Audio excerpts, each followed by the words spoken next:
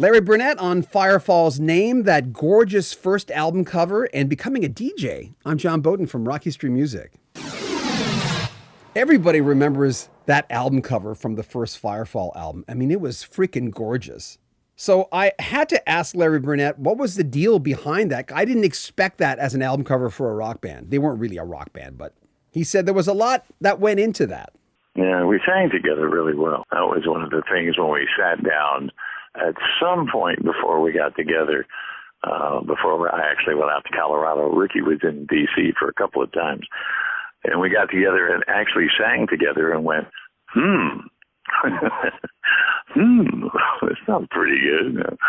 So we kind of took it from there. We had a pretty good blend of our voices. I remember when I first saw the album cover, at first I was taken aback a little bit, thinking this doesn't look like a rock and roll band, which you guys weren't anyway, but you could rock.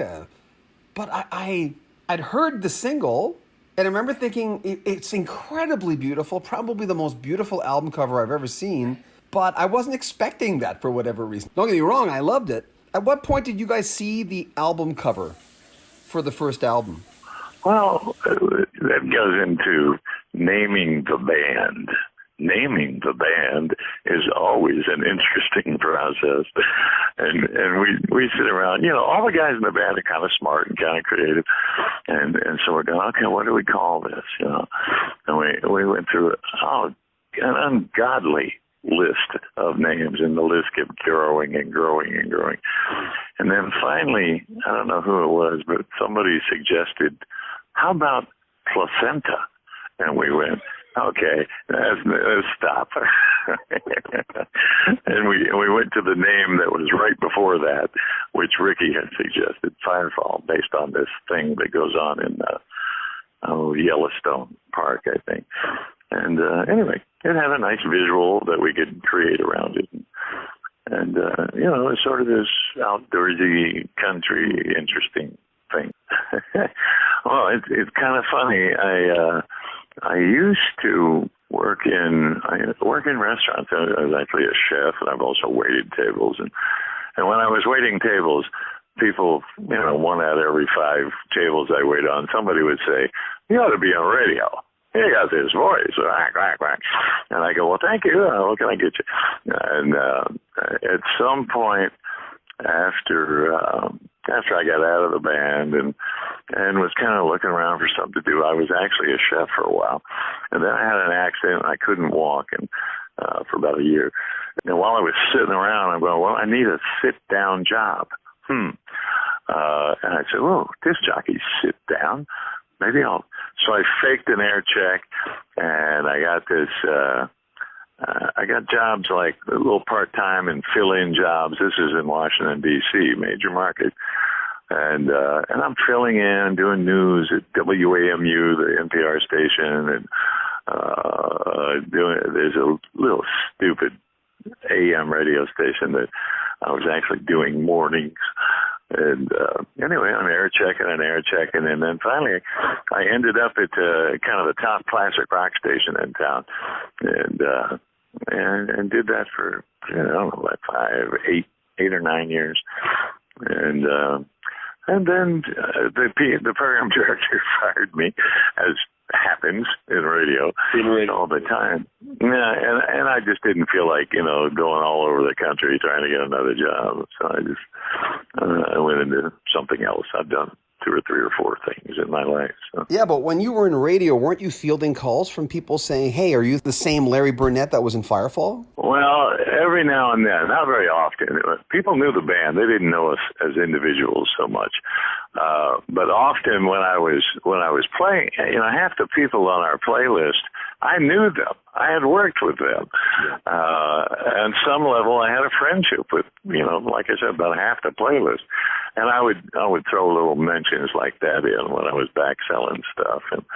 And every now and then people would call and go, how do you know him?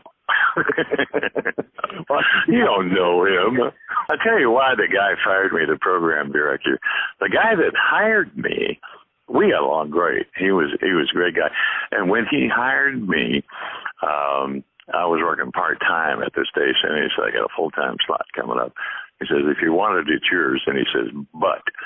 And he turned around, and on the back, in the back wall of his office, he had a credenza with all this sort of radio trophy pictures on it. And he reached it back in there and pulled out a picture when he was a disc jockey in like Omaha.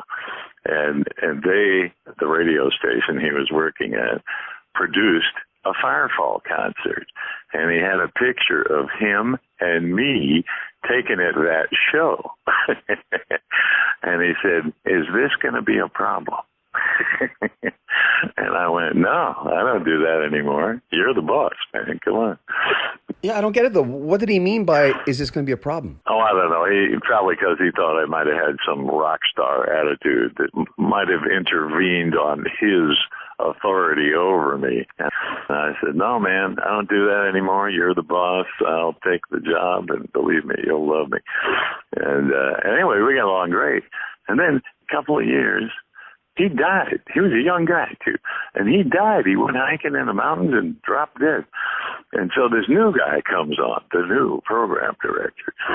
And anyway, he's changing the music and kind of fooling around with stuff. And I had a meeting with him. Once a month we'd all individual talk to him. And I had this discussion about, the playlist is it's not really classic rock anymore, Yeah. And I'm thinking, I'm sort of part of that genre. So I knew what I was talking about, of course. And I'm trying to get my point across to him. And he sat and he listened and he looked at me when I was done and he says, Larry, he says, classic rock is what I say classic rock is. and